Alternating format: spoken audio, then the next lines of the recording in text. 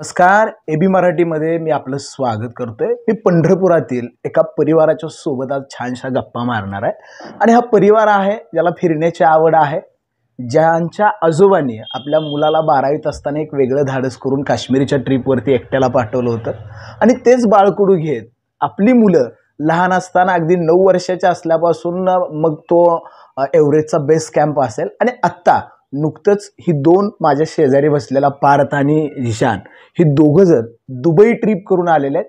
त्या अगोदर काही महिन्या अगोदर काश्मीर ट्रिप या दोघांनी केलेली होती आणि अगदी छानशा अनुभव या दोघांच्याकडून आपल्याला ऐकायचे आहेत. त्याच्या आईवडिलांशी मला बोलायचं आहे, आजी आजोबांशी बोलायचं आहे. खरं तर तुमच्या दोघांचं पहिल्यांदा स्वागत, कौतुक आहे. आत्ता तुम्ही दुबईला त्या ठिकाणी जाऊन आला, कशी सुरुवात झाली? तुम्ही ह्या दुबईच्या ट्रिपच्या बद्दल काय सांगशील मला?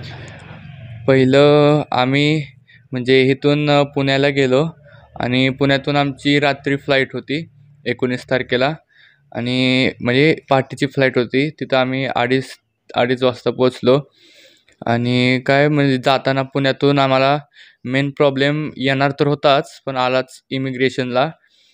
झालं काय की माझं वय 18 जस्ट कंप्लीट झालं होतं आणि दुबईला म्हणजे ज्यांच्याकडे पासपोर्टवर US विजा असेल त्यांना म्हणजे दुबईमध्ये ऑन अरायवल विजा भेटतो.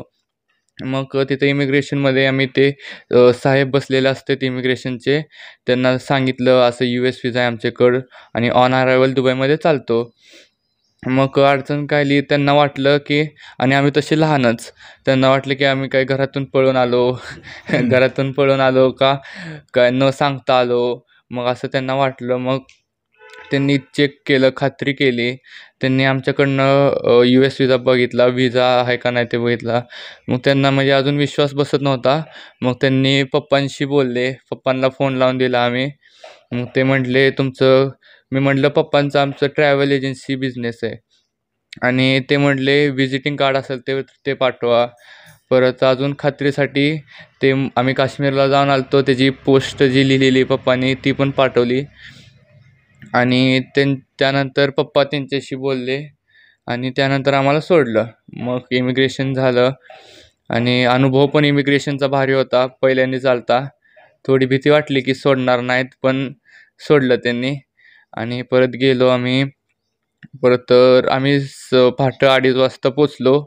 पुण्यातून किती वाजता निघाला तुम्ही? पुण्यातून आम्ही तरी साधारण 12 सव्वा 12ची फ्लाईट होती काय तर आणि दुबईमध्ये पोचलो आणि त्यानंतर तिथं पण इमिग्रेशनला अडचण आली.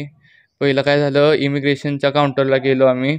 मग तिथं कळालं की ज्यांचं इंडियाचं विजा ऑन अरायवल असेल त्यांना एक दुसरं काउंटर आहे, तिथं जाऊन एक रिसिप्ट असते, विजाचे पैसे भरायचे आणि ती रिसिप्ट घेऊन त्यांना दाखवायची. असं होतं. मग ते घेतलं, इमिग्रेशन काउंटरला गेलो. तिथं पण त्यांना असं वाटलं की म्हणजे कसं काय सोडलं तुम्हाला असं तसं. मग त्यांनी इमिग्रेशन काउंटर असे 5-6 जास्तच असतात, तिथून दुसऱ्या काउंटरला पाठवलं आम्हाला आणि तिकडं गेल्यावर पण त्यांना डाऊट आला की हे कसे काय आले. त्यांना इंडियामधनं कसं काय त्यांना शिक्का भेटला इमिग्रेशनचा ते वगैरे. मग तिथंच दुबईमध्ये त्यांचे इमिग्रेशनचे अजून जे सोबत असते त्यांच्याशी चौकशी केली त्यांनी. मग त्यांनी आम्हाला तिथल्या एअरपोर्टवरच्या पोलिसांकडे नेलं. त्यांनी आमच्याकडनं कन्फर्मेशन केलं, विचारलं की हॉटेलचं बुकिंग दाखवा आम्हाला. मी दाखवलं. परत भारतात वापस जायची रिटर्नची फ्लाईट दाखवा, त्याचं तिकीट दाखवा, ते पण दाखवलं आणि त्यांनी विचारले खर्च कसं करणार. मी म्हटलं असं असं पप्पांनी क्रेडिट कार्ड दिलं आहे आणि त्यावरनं खर्च करणार. मग पप्पा कुठे आहेत? भारतात आहेत, असं असं सांगितलं सगळं. मग जरासं विश्वास बसला त्यांना पण तिथं. मग त्यांनी इमिग्रेशनचा शिक्का लावला आणि पुढे गेलो आम्ही हॉटेलला. मग हॉटेलला नाही गेलो, मग पहिलं मेट्रो चालू व्हायची होती. मेट्रो साधारण 5 वाजता चालू होणार होती. मग तोपर्यंत इथंच एअरपोर्टमध्ये फिरलो, हे ते केलं. मेन सिम कार्ड घेतलं आम्ही, तिकडचं सिम कार्ड घेतलं आणि तिकडून जरा थांबलो, रेस्ट घेतला. मग 5 वाजता मेट्रो चालू होणार होती. त्यात मेट्रोत 2 प्रकार असतात दुबईचे, एक रेड लाईन मेट्रो आणि ग्रीन लाईन मेट्रो. मग आम्ही पहिलं ग्रीन लाईन मेट्रोने गेलो, आमचं हॉटेल तिथं होतं. मग त्या युनियन मेट्रो स्टेशन म्हणून होतं, तिथून हॉटेलला गेलो. हॉटेलमध्ये चेक इन केला आणि चेक इन केल्यानंतर मग पहिलं आम्हाला जायचं होतं आया मोबाईल आणायला जायचं होतं, खरेदी ते करायची होती. मग ते गेलो केली. मग त्यानंतर आया म्हणून एक दुबईमध्ये एक म्हणजे मॉल टाईप आहे, त्यात आया एक असं सेक्शन आहे. आणि त्या आयामध्ये गेलो, एन्जॉय केला खूप. खूप मोठं आहे, बाहेर यायला कमीत कमी 1.5-2 तास लागतात. ते दुबई मॉलमध्ये आया म्हणून त्याच्या बाहेर आहे. मग ते गेलो. मग तिकडून जवळ एक डॉल्फिन शो होता. मग वॉकिंग डिस्टन्सवरच होता. मग आयावरनं चालत गेलो वॉकिंग डिस्टन्सवर, तिथं तिकीट काढले आणि तिकडं डॉल्फिन शो बघितला. Seal dolphin show plus seal असतं त्याचा शो होता, ते पण बघितला. डॉल्फिनसोबत फोटो पण काढले. मस्त होतं ते पण एक्सपिरियन्स.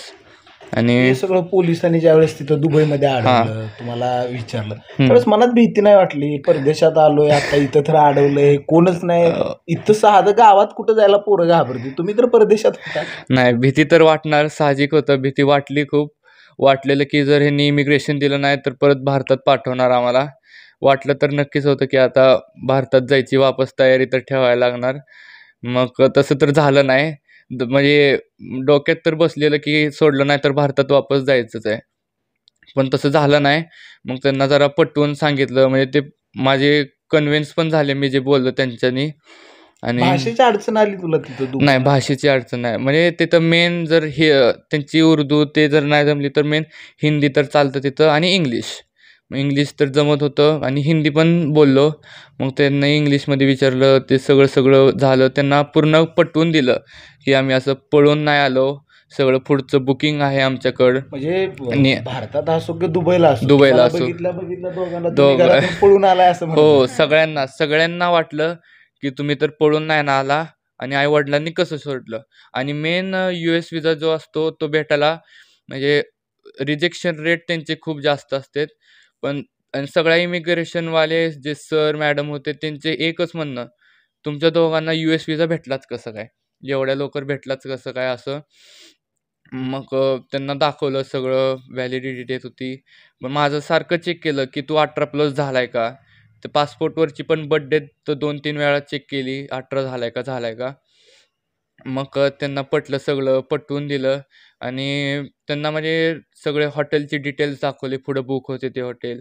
परत परत भारतात त्याची वापस रिटर्नची जी फ्लाईट होती ती पण दाखवली. मग त्यांचा विश्वास बसला की आम्ही खरंच फिरायला आलोय आणि पुढचं सगळं आमचं प्लॅनिंग आहे, की असंच आलो नुसतं बसलो, काय बुकिंग काय नाही, नुसतंच असं आलोय. ते सोडणं तसं त्यांना पण बरं नाही वाटत. मग त्यांनी आमचं सगळं बघितलं, कन्फर्म झालं. मग इमिग्रेशनचा शिक्का लागला आणि आम्ही गेलो पुढं. मग मग ते दुसऱ्या दिवशी आमचं आया आणि ते झालं. आलो हॉटेलमध्ये चेक इन केलं, मस्त रेस्ट केला आणि जेवण केलं. आमच्या हॉटेलच्याच एक वॉकिंग डिस्टन्सवर जरा म्हणजे व्हेज हॉटेल होतं आणि तिथं जेवण केलं आम्ही. मस्त होतं हॉटेल. काय सांगशील त्याच्याबरोबर जाऊन आला, हे सगळं पोलिसांना अडवलं, तुला काय वाटलं होतं? मला भरपूर भीतीच वाटली. कशी काय, कशाची भीती वाटली तुला? मला वाटलं बा आपण आता वापसच येतोय इंडियात, हम्म. सोडतच नव्हते. मग भैया बोलला, मग सोडलं त्यांनी. त्यांनी कुठं सोडलं नसतं, म्हणजे इंडिया बी नाही दुबई बी नाही, इथंच बसा म्हणलं असतं. मग काय करायचं होतं? हे 9 वर्षाचा असताना एव्हरेस्टला गेला होता. आता मागच्या 2 महिन्यापूर्वी काश्मीरला जाऊन आला तुम्ही दोघंच गेला होता काश्मीरला. पण तिथे गेल्यानंतर बरेच काय अडचणी आल्या. काय सांगशील, एवढा लहान असल्यापासून कसं काय फिरायला? आवडतं मला काय आवडतं फिरायला. काय काय फिरलाय सांग जरा सगळ्यांना. तुझ्या वयाची पोरा गल्लीतनं बाहेर पडत नाही, त्यांना सांग कुठं कुठं जाऊन आलाय. मी श्रीलंकाला गेलोय, सिंगापूर, मलेशिया, आणि आत्ता भैया आम्ही दोघंच काश्मीर आणि दुबईला. काश्मीरचं काय सांगशील? दोघंच काश्मीरला गेला होता, कसं आलं ते? काय काय बघितलं तिथं गेल्यावर, काय केलं तिथं गेल्यावर तर आठवण आहे आता. आठवण आहे, विसरलाय का? तिथं काहीतरी हॉटेलला रूम बघताना काहीतरी प्रॉब्लेम आला होता. हा, तसं मार्केटमध्येच आम्ही उतरत होतो. मग तसं मार्केटमध्ये हॉटेल भरपूर होते, मग तिकडं आम्ही शोधायचं हॉटेल कुठलं स्वस्तातले, मग तिथं घ्यायचं हॉटेल. कशी शोधली भैयानंतर स्वस्तातले हॉटेल? तिथं रिसेप्शन मध्ये जाऊन विचारायचं कुठं. अगोदर बुकिंग हे काय करून दिलं नव्हतं पप्पानी? नव्हतं, आम्ही आमचं केलं तुम्ही सगळं. तुमचं केलं होतं. हा. काय सांगतील भैया बरोबर फिरायला मज्जा येते का पप्पांबरोबर? भैयाबरोबर. भैया काय भैया बरोबर काय येते मज्जा? जास्त फिरायला भेटते. पप्पा बरोबर असलं भेटत नाही काय?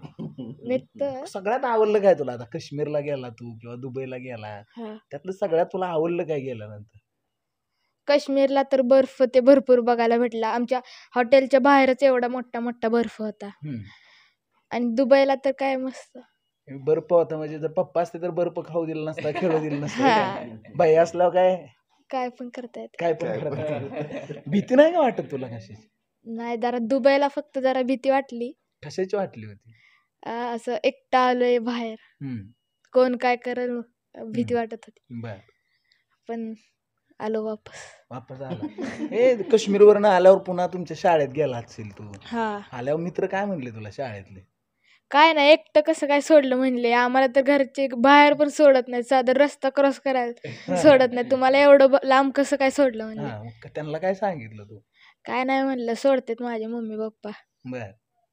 त्यांना काय काय सांगितलं मित्रांना काश्मीरचं? सगळं सांगितलं. सगळं सांगितलं. तर हे वय आहे ते फक्त चार भिंतीच्या आत राहावं, पोरांनी चौकटीमध्ये राहून त्या ठिकाणी राहावं, एक सुरक्षित वातावरणात. प्रत्येक पालकाचं हे असतं की आपली मुलं सुरक्षित वातावरणात राहावीत. मात्र तुम्ही एक वेगळं धाडस त्या ठिकाणी आई वडील म्हणून त्या ठिकाणी केलंय. पहिल्यांदा त्यांना काश्मीरला पाठवलं, त्याच्यानंतर दुबईला पाठवलं. 9 वर्षाचा असताना तुम्ही एव्हरेस्टला घेऊन गेला होता. काय नेमकं तुमचं हे एवढं धाडस का तुम्ही एक आई वडील पालक म्हणून त्या ठिकाणी करता? मुळात मला पण लहानपणापासून खूपच फिरायची सवय आहे. अगदी म्हणजे आमच्या शाळेतल्या ट्रिप जायच्या त्यावेळेस मला आठवतंय, आमचे सर तर म्हणायचे, आपली इथे इथे ट्रिप जाणार आहे, हां कोठारी तुझं नाव लिहिलंय. म्हणजे एवढी गॅरंटी असायची की हे येणारच. आणि म्हणजे मला नाही कधी नाहीच. नाही कधी नाहीच, आणि मला पण घरच्यांनी कधी नाही म्हणून नाहीच. आणि मग तेच फिरताना फिरताना असं आपोआपच मला असं जाणवं लागलं की बाहेरचं जग जे आहे ते बघितल्याशिवाय आपल्याला खरं विश्व काय आहे ते कळत नाही. इथं आपल्या आपल्या एक चौकटीतच आपण असतो. आपल्या आजूबाजूला एक 50-100 माणसं असतात, त्यांच्याच आपण साचेबंद. ती माणसं चांगली असतील तर आपण म्हणणार जग चांगलं आहे, ती माणसं आजूबाजूची खराब असतील तर आपण म्हणणार जग वाईट आहे. पण खरं जग काय हे बाहेर गेल्यावरच कळतं. आणि हे असंच फिरून फिरून मग ते मला पण वाटायला लागलं की ह्यांना पण मला चान्स मिळालाय, मग ह्यांना का मिळू नये. पण काश्मीरला ह्या दोघांना पाठवण्याचा निर्णय तुमचा होता.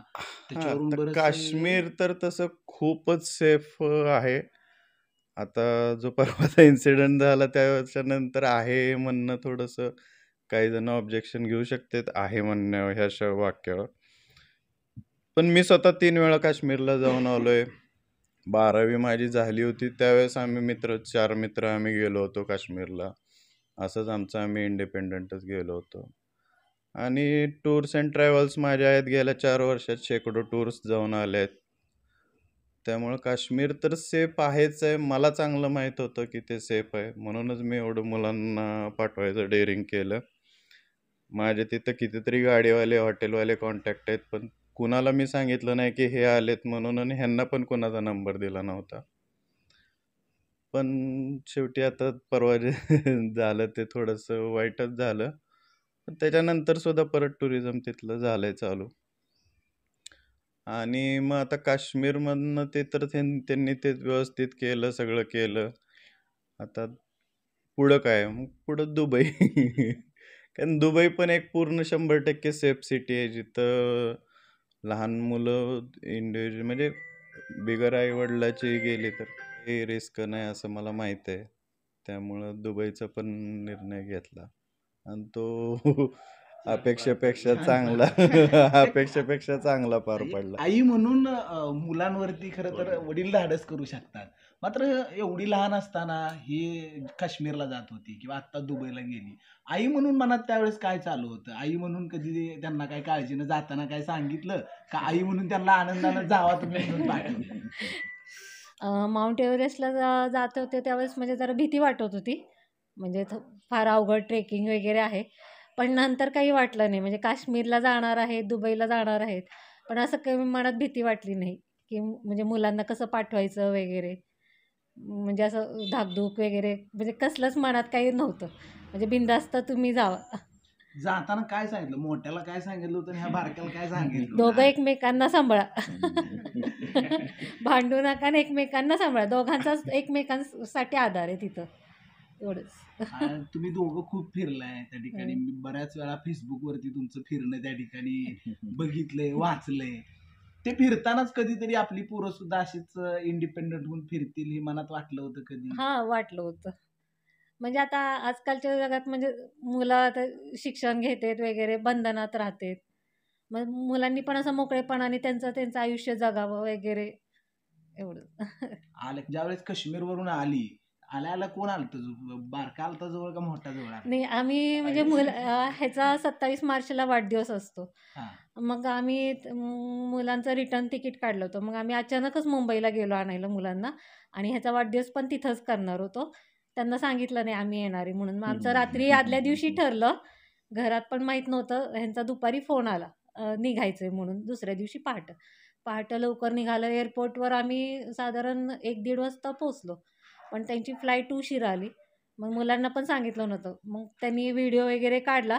मुलं अशी पुढं चालले आणि मी मागून येऊन त्यांना असं सरप्राईज दिलं. काय त्यावेळेस आई तिथं आल्यावर काय? शॉकच झालं. म्हणजे माहीतच नव्हतं. आम्हाला वाटलं टॅक्सीमधनं जाणार आहे. आम्ही टॅक्सी शोधत होतो कुठे आणि मम्मीने मागणी आणि भोज केलं डायरेक्ट. काय सांगशील त्यावेळेस आई अचानक एअरपोर्ट आम्हाला म्हणजे काय झालं ज्यावेळेस एअरपोर्टवर लँड झालो आम्ही मुंबईमध्ये, त्यावेळेस आमचे ते बॅग याचे कन्व्हेअर बेल्ट असतात त्यावेळेस खूप लेट आल्या बॅग. ज्यावेळेस आम्ही लँड झालो त्यानंतर कमीत कमी पाऊण 1 तासाने आमच्या बॅग आल्या. पूर्ण थांबलेलो आणि एकदा तिथं लँड झाल्यावर आधी काश्मीरचं सिम होतं ना तिथं, मग ते चालत नाही तर मग फोन पण लागू शकत नव्हता आणि सांगू पण शकत नव्हतं की बॅग उशीर आलेत अजून आले नाहीत. मग कसं काय मग त्यानंतर एक साईडलाच माणूस होता त्याकडं, मग ते फोनवर बोलत होता.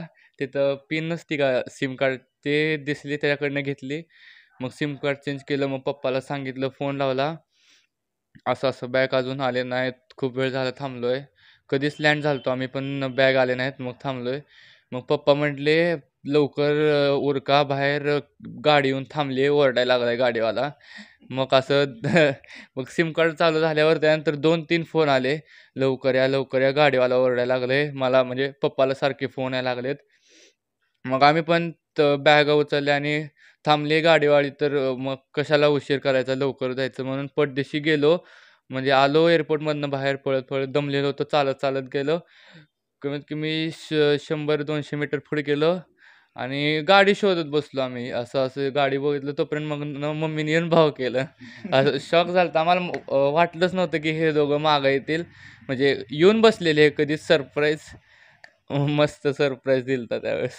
हे सगळं फिरत असताना ट्रेक तुम्ही भरपूर केलेत. महाराष्ट्रातले गड किल्ले तुम्ही त्या ठिकाणी केला. कुठला ट्रेक सगळ्यात जास्त तुला त्या ठिकाणी आवडला? मला कोकण कडा आणि लिंगाणा. लिंगाणा. कशासाठी कोकण कडा? म्हणजे असं डेंजर होतं, असं मज्जा येते करताना मज्जा येते. जेवढं डेंजर असेल तेवढी मज्जा येते का? हा. हे सगळे ट्रेकिंगचे काय सांगशील? लहानपणापासून हे सगळे अनुभव तुम्ही घेताय. तसं आता ट्रॅकिंग पहिला मला आठवतंय, पहिला मी हरिहरगड केलता.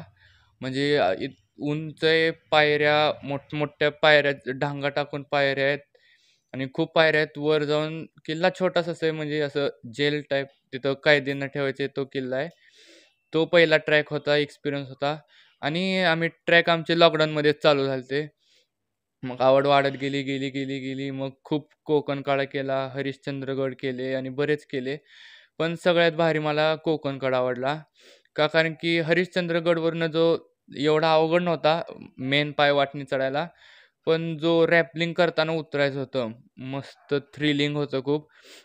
असं पूर्ण कर्व होता आणि दोरी सरळच, भिंतीला पाय पण टेकू शकत नाही आपण. जो काही विश्वास आणि आधार ठेवायचा तो त्या फक्त दोरीवरच ठेवायचा. जे काही प्राण वाचवल आपली ती दोरीच वाचवल, असं त्या आधाराने पूर्ण होतं आम्ही. मस्त एक्सपिरियन्स होता. आजूबाजूनी व्ह्यू तर म्हणजे एक नंबर, पूर्ण 360 व्ह्यू दिसत होता, समोर वर आकाशात. मस्त उतरलो म्हणजे फक्त आपण आणि आता गाड्याला म्हणतो 360 डिग्री कॅमेरा, पण हो. तो प्रत्यक्ष पाहतानाचा प्रत्येक अनुभव आहे. प्रत्यक्ष पाहतानाचा अनुभव तो एक नंबरच असतो आणि खूप भारी अनुभव होता. पण सगळ्यात थोडी भीती वाटली ते कोकण कड्यालाच. बाकी इतके किल्ले चढले, उतरले ते पण अवघड होते. पण त्यात एवढी भीती वाटली नाही, जेवढी की कोकण कड्यात वाटली. का? कारण की ज्यावेळेस आपण रॅपलिंग करतो त्यावेळेस अशी समोरच्या दगडांना ते आधार देऊन खाली उतरत असतो आपण. तिथं ना दगड ना काय नाही. जे आहे ते दोरीच आहे. दोरीने फक्त हात पुढं मागं करायचे आणि खाली उतरत जायचं. मग काय करणार अजून दुसरं. मग उतरलो. भारी वाटलं. फोटो ते काढले आणि जी येताना जसं हरिश्चंद्रगड चढताना अशी खोचले त्याचे सेटअप पायऱ्या ते होत्या. म्हणजे पायऱ्या असे होते. तिथं काहीच नाही. उतरताना नुसतं ओसाड जंगल आणि जंगलीच पायवाट. कुठून जायचं, कुठून काय प्राणी येईल, साप येईल, काय येईल, काय काय पत्त्या नाही. उतरलो मस्त आणि पायवाट आता उतरताना ते म्हणजे गाईड होतेच ना, म्हणजे ज्यांच्या थ्रू गेलतो आम्ही ते सोबत असतेत. मग तरी सोबत असलं म्हणून तरी थोडी जंगलात न वाट काय नाही रस्ता असं थोडी भीती तर होतीच. तुम्ही काश्मीरला गेला त्यावेळेस काय अडचण काय आली होती काश्मीरमध्ये? तुला अवघड काय वाटलं त्या काश्मीरच्या ट्रिपमध्ये आणि तसं ती कसं परिस्थिती हँडल केली? तसं तर काश्मीर आता एवढ्या वर्षात काश्मीर ऐकून आलोय की मी जे ऐकत आलोय की लहानपणापासून काश्मीरचं की जास्त आतंकवादी म्हणजे हमला होतो. जे वॉर जे चालू असतं ते मेन काश्मीर, पाकिस्तान जे कब्जा करतं असे ते काश्मीर. पण तिथं गेल्यावर काही सुद्धा भीती नाही वाटली. इतकं प्रेमळ माणसं होती तिकडची. खूप प्रेमळ. उलटं त्यांनी म्हणजे मला तर वाटत होतं आपण लहान पोरं आहे आम्ही, काय कुठं फसवतील का काय करतील का? ज्या जागेला सांगितलंय तिथं न नेता दुसरीकडंच असं नेतील असं वाटलं होतं. पण काय सुद्धा नाही. एक नंबर एक्सपिरियन्स होता. उलटं ते म्हटले, "तुमच्याकडे जरी पैसे नसतील देऊ नका, पण तुम्हाला सेफ त्या जागेवर सोडतो आम्ही. काय सुद्धा टेन्शन घेऊ नका. बिनधास्त राहावा." असं-असं म्हणून म्हणजे खूप भारी एक्सपिरियन्स होता. म्हणजे जे आपल्या लोकांना जे काश्मीर वाटतंय ते काश्मीर तसं नाही. तसं काही सुद्धा नाही. म्हणजे आता आता जे हे झालं रिसेंट त्यांनी जर बदललं माइंडसेट तर पण जसं जे तिथले मेन माणसं आहेत खूप प्रेमळ आहेत. तिथले जसं कारवाले असतील, हॉटेल्स असतील किंवा तिथं फिरायला येणाऱ्या तिथले स्थानिक रहिवासी असतील, ती सगळी लोक अतिशय प्रेमळ खूप आहेत. खूप प्रेमळ आहे. उलटं काय एक आम्ही ज्यावेळेस पेहलगामला पोहोचलो आम्ही, त्यावेळेस आम्ही हॉटेल बघत होतो आणि मार्केटमध्येच पहिलं दुसरं हॉटेल सापडलं आम्हाला. खूप भारी होतं. उलटं तिथं काय झालं, आम्ही दोघं लहान होतो दिसलं म्हणून. मग पहिलं आम्ही चेक इन केली रूम बघायला गेलो आम्ही. तिकडचे जे मॅनेजर रिसेप्शनमध्ये जे मॅनेजर बसलेले, त्यांनी पहिलं आम्हाला काय झालं, एक मस्त व्ह्यू होता बाहेरचं काय डोंगर, बर्फ, सीन खूप भारी होता. ती खोली भेटलेली आम्हाला. पण नंतर काय झालं, त्यावेळेस ती खोली दाखवली आम्हाला, पण आम्ही चेक इन केलं नव्हतं म्हणून खोली चावी आमच्या हातात नव्हती. पण त्याच्या आमचं ते दाखवून झाली तर दुसरे तिथं गेस्ट आले आणि त्यांना ती रूम भेटली, जी आम्हाला दाखवलेली मस्त सीनवाली. पण त्या माणसाने त्यांना रूम दिली नाही. कारण की ते आम्हाला म्हटले, "तुम्ही अजिबात टेन्शन घेऊ नका. तुम्हाला जी रूम दाखवली तीच देतो. मस्त ऐश करा." असं तसं म्हटले. रूम चावी दिली आणि खरं त्यांनी ती रूमच दिली आम्हाला. आम्हाला वाटलं की काय म्हणजे खोटं बोलतेत का लहान आहेत म्हणून असं लाडीगोडी लावतात तसं वाटलं. पण तसं अजिबात नाही. खूप मस्त त्यांनी हेल्प केली, मदत केली. उलटं ते आम्ही व्हिडिओ काढत होतो ना, ते म्हटले, "तुमचं YouTubeचं चॅनल आहे का?" हो म्हटलं. त्यांना YouTubeचे चॅनलचं नाव पण दाखवलं. ते म्हटले, "तुम्ही टेन्शन घेऊ नका. तुम्ही इथनं जायच्या आधी आम्ही 150 फॉलोवर वाढवून देतो" म्हटले. आमच्यासमोर जे म्हणजे 2 जण बुकिंग करायला आले होते ना आमचे. त्यांनी आमच्यासमोर आमचं चॅनल घेतलं. 2-3 व्हिडिओ आमच्यासमोर बघितले. आम्ही जिथं-जिथं फिरलो ते व्हिडिओ बघितले. लाईक केले, फॉलो, सबस्क्राईब सगळं केलं.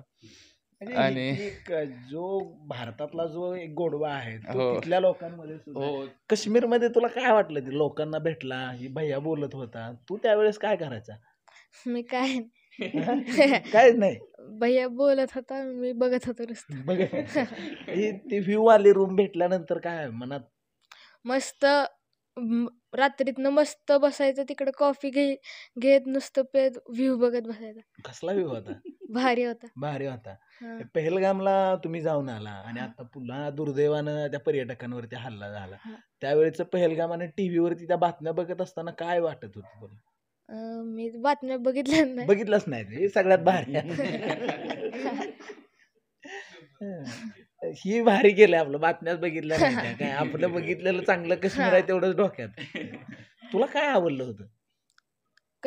मला काश्मीरमध्ये हे आवडलं. पहलगाममध्ये तर मला ते मिनी स्वित्झर्लंडला जाताना आवडलं. हॉर्समध्ये गेलताना असं ऑफ रोडिंग होतं, असं सगळे दगडांवरनं हम्म. मस्त घोड्यांवर मज्जा आली. मज्जा, सगळी मज्जाच आपली. आणि दुबईमध्ये? दुबईमध्ये काय सगळं ते आधीपासूनच माहित होतं, एकदम भारी. पण गेल्यावर कसं वाटलं? इथं माहित असणार आणि तिथं बघितल्यावर? तिथे एकदम भारी वाटलं. असं बुर्ज खलिफा बघितला, दुबई मॉल, जगातला सगळ्यात मोठा मॉल.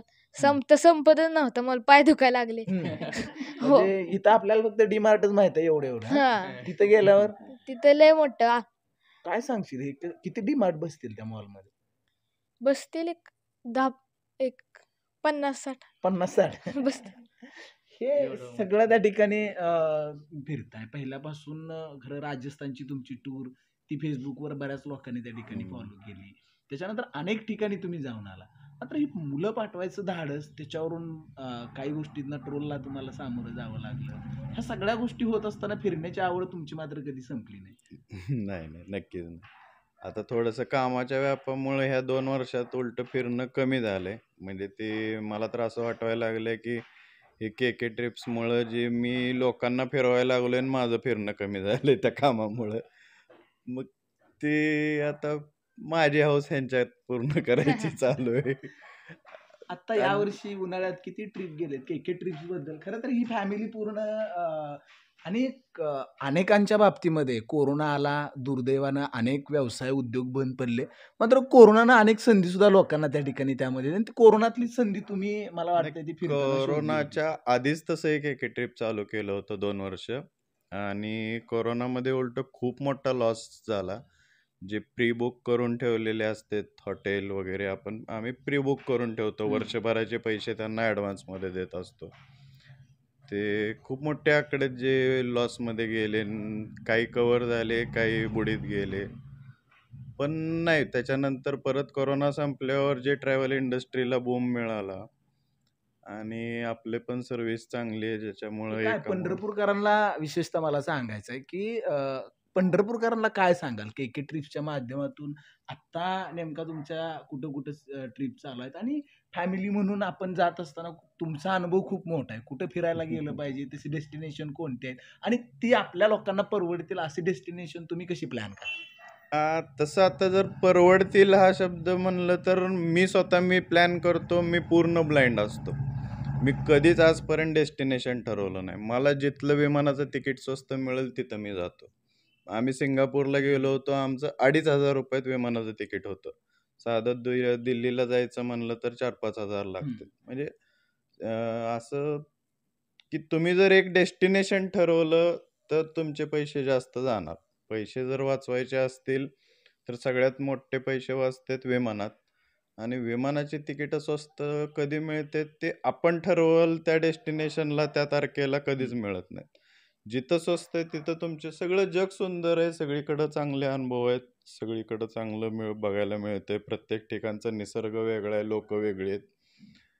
त्यामुळं माझी तर पर्यटनाचं म्हणजे अशीच व्याख्या आहे की जिथं स्वस्त विमानाचं तिकीट मिळेल तिथं मी चाललो. तिथं मी जाऊन येणार. मग जिथं माझं 20,000चं तिकीट मला 4,000त मिळतंय, उरलेल्या 16,000त माझी पुढची ट्रिप होऊन जाते. हे खरं तर तुम्ही यांना धाडस करून पाठवलं होतं. मात्र कितीही धाडस केलं तर शेवटी एक बाप आणि आई म्हणून तर पोरांची काळजी किंवा त्याची जी अस्वस्थता मनात असते, घालमेल असते, पोरं काय आहेत, ती अस्वस्थता घालमेल काय होती आणि त्या काळात नातेवाईकांनी काही सजेशन दिले का? किंवा घरामध्ये तुम्ही असायचा, तुमचे वडील असतील, ह्यांची आजी असेल, ह्यांची आई असेल, ह्या सगळ्यांची अस्वस्थता काय असायची आणि ते कसं हँडल केलं? तसं आता म्हणजे असं एकदम रात्रीतनं मनात आलंय आणि उद्या पाठवलंय असं तर नाही. आधी ह्यांच्याबरोबर मी स्वतः आम्ही फिरलोय ह्यांच्याबरोबर. फिरणं कसं असतंय, काय असतंय, ह्यांनी ते म्हणजे आमच्याबरोबर फिरल्यावर अनुभव घेतलेत, कसं इंटरॅक्ट व्हायला पाहिजेत, काय करायला पाहिजे. तेवढा त्यांना आधीचा आमच्याबरोबर फिरलेला अनुभव ह्यांच्या पाठीशी होता. पण तरीसुद्धा ह्या एवढ्या लहान वयात त्यांना पाठवलंय म्हणल्यावर आमचं धाकधूक तर होतीच. काश्मीरमध्ये ते पोचल्यानंतर जोपर्यंत त्यांनी तिथनं सिम कार्ड घेऊन कॉल आला नाही, तोपर्यंत काय झालं असेल हे कुठंतरी बॅकअप. मग त्यांना तिथं सिम कार्ड मिळालं नाही. 18 वर्ष त्यावेळेस तर त्याचे 18 वर्ष पूर्ण नव्हते. मग त्याला सिम कार्ड मिळालं नाही.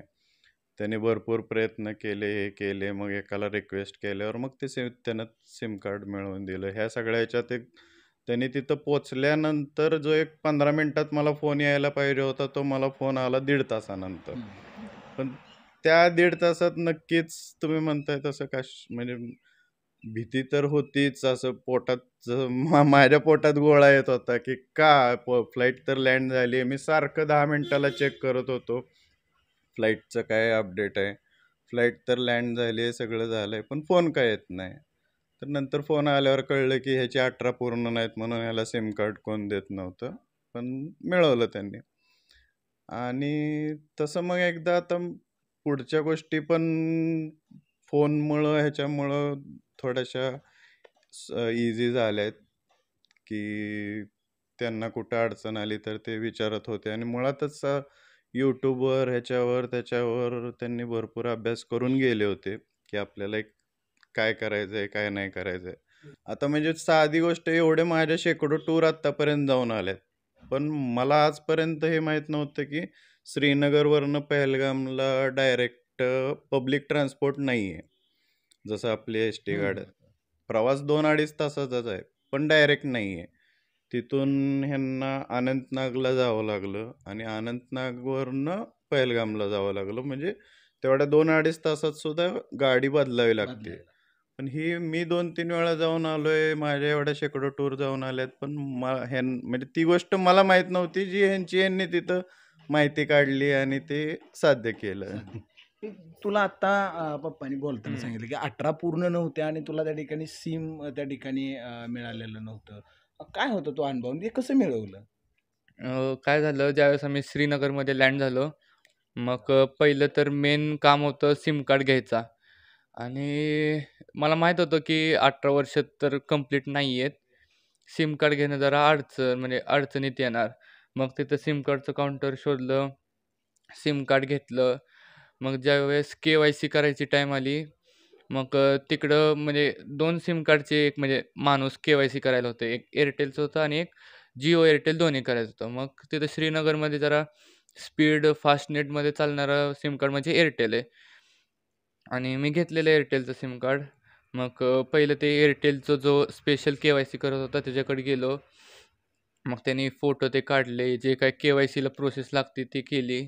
आधार कार्ड घेतला आणि त्याने म्हटला की तुझं तर 18 कंप्लीट नाही, मग जरा अवघड आहे. तरी त्यांनी 2 ट्राय केले, झालं नाही.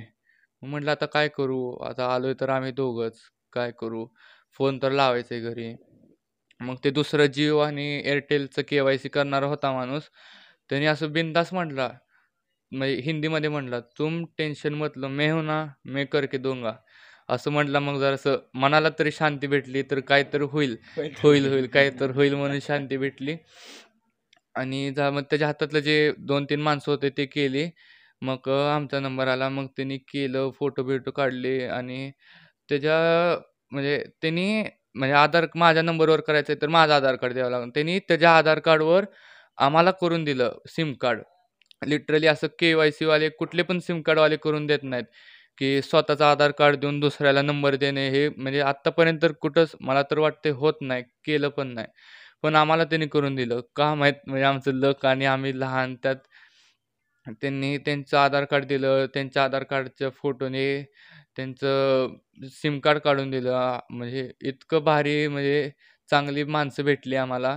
लक आमचं की ट्रिप पार पडली मस्त.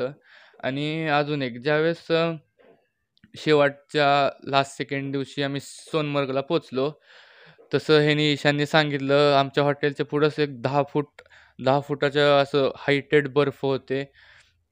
आणि तिथं बाहेर आणि रूममध्ये हीटर कमी पडलेले.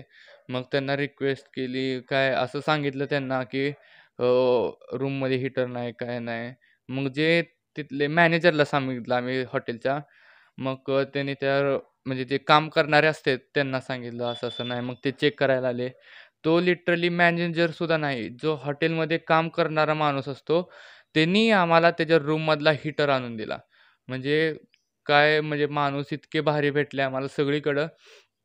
सगळीकडेच तिथले माणसं भारी आहेत खूप. म्हणजे इतकं असे विश्वास पण बसला नव्हता. त्याने स्वतःच्या रूममधला हीटर येऊन आम्हाला देईल. ते सुद्धा हॉटेलमधला कामगार आणून देईल. मॅनेजर जरी दिलं असतं तर म्हणजे अर्धं त्याच्या अंडर असतं हॉटेल. पण त्यांनी सुद्धा नाही. जो कामगार असतो, ज्याच्यावर ते मॅनेजर असतो, त्याचा विषयच येत नाही. हॉटेल त्या कामगारांनी त्याच्या घरातला स्वतःहून आम्हाला दिला आणि ॲडजस्ट केलं त्यांनी. आता त्यांनी बिना हीटरचं झोपले काय. पण भारीच झालं सगळं. हे सगळे आता मी विचारत त्यांना तेच.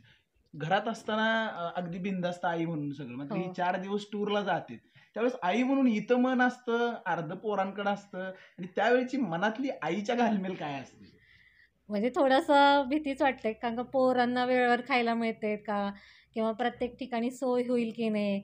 आणि खाण्यापिण्याची आता ईशानला जरा थोडंसं बाहेरचं फास्ट फूड खाल्लं की त्रास होतो. म्हणजे ब्रेड आयटम वगैरे खाल्ले, बेकरी आयटम. मग ते त्यांनी म्हणजे व्यवस्थित म्हणजे अ, जास्त न खाता लिमिटेड खाल्लं तरच त्रास म्हणजे लिमिटेड खाल्लं पाहिजे वगैरे. परत आजारी पडला वगैरे की सगळ्या ट्रिपचं हे होईल.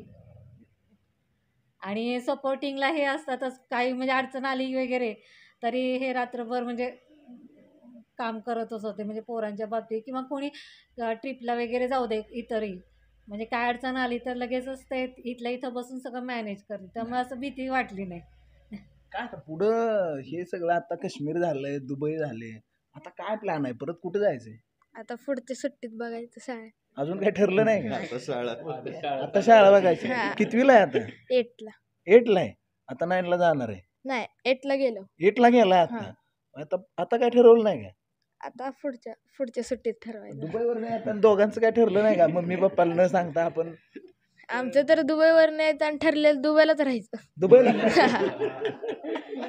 यूज वाटत नव्हतं हा. इंडियात. तू आता काय करतोय? माझी आत्ता 12वी पास झालो मी आणि आता पुढं मुंबईला ॲडमिशन घेतलं आहे मी. ट्रॅव्हल अँड टुरिझमचा कोर्स करणार आहे. 2 वर्ष तिकडेच आहे. म्हणजे तू भारी आहे तुझं. फिरायचं जे फिरायचं होतंय आणि परत लोक फिरवत फिरायला मिळतील. लोकं पण फिरवायचं. फिरत सगळ्यांना फिरवायचं. आणि भविष्यात घरात येणारी बायको पण अशी फिरणारीच करू आता. होय? म्हणजे सगळ्या फॅमिली फिरणारीच. फिरणारीच. हा. आणि ती जाऊ नको म्हणलं एकटं जायचं तिला सोडून. तुला सोडून खरं तर ही फिरण्याची आवड असणारी पोरं तू राहा घरातच मी चाललो. हे काय खरं तर शेवटाकडे यायचंय मला. काही पालक आपल्या पोरांना साधं घराच्या बाहेर पाठवायचं म्हणलं तर त्या ठिकाणी तयार नसतात. अर्थात काही अति काळजीपोटी असेल, काही काळजीपोटी असेल किंवा काही जणांच्या मनामधली भीती असेल.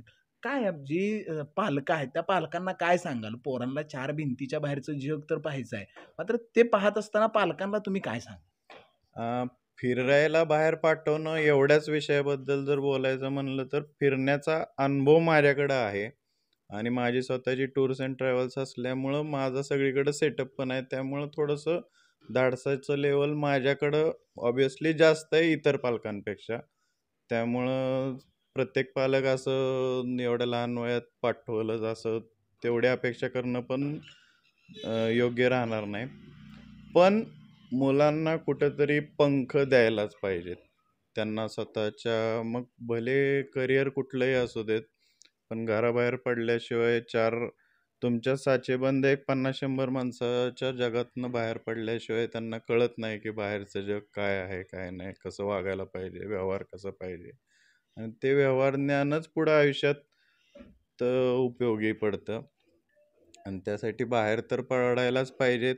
आणि जर कुठल्या पालकांची अशी इच्छा असेल की त्यांना त्यांच्या मुलांना बाहेर पाठवायचं आहे, पण त्यांच्याकडे अनुभव किंवा तेवढा सेटअप नाही आहे, तर मी निम्म्या रात्री कुणालाही मदत करायला तयार आहे. आणि काय नाही, बाहेर तर पाठवायलाच पाहिजे. मला तर असंच वाटतंय, की आपल्या गावात राहून ते अनुभव मिळत नाहीत जे बाहेर राहतात. पॉइंट बघणं वेगळं, पॉइंट काय तुम्ही टीव्हीवर वगैरे सगळं बुर्ज खलिफा टीव्हीवर पण बघताय. पण आता जसं काश्मीरचे अनुभव ह्यांनी घेतले, ते प्रत्यक्ष गेल्याशिवाय तिथं मिळत नाहीत. किंवा दुबई पण किती प्रगत आहे, जिथं एका सेकंद करेक्ट टायमिंगला मेट्रो ट्रेन येतात ते ह्यांनी बघितलं. स्वच्छता किती आहे, जे आपल्या भारतात म्हणजे अजून तरी कुठंच नाही आहे. ते जग ह्यांनी बघितलं, जे त्यांना इथं कधीच दिसणार नव्हतं.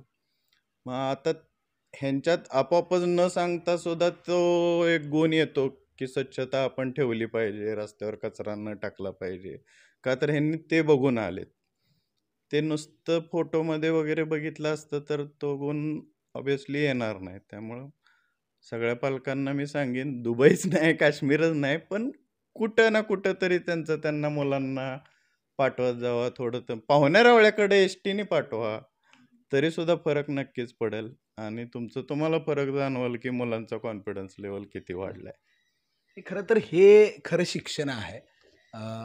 जे पुस्तकी ज्ञान आहे त्याहीपेक्षा अनुभवामधून जे शिकायला मिळतं ते खूप मोठं असतं आणि तोच प्रयत्न आपली मुलं ही चार भिंतीच्या बाहेर गेली पाहिजेत.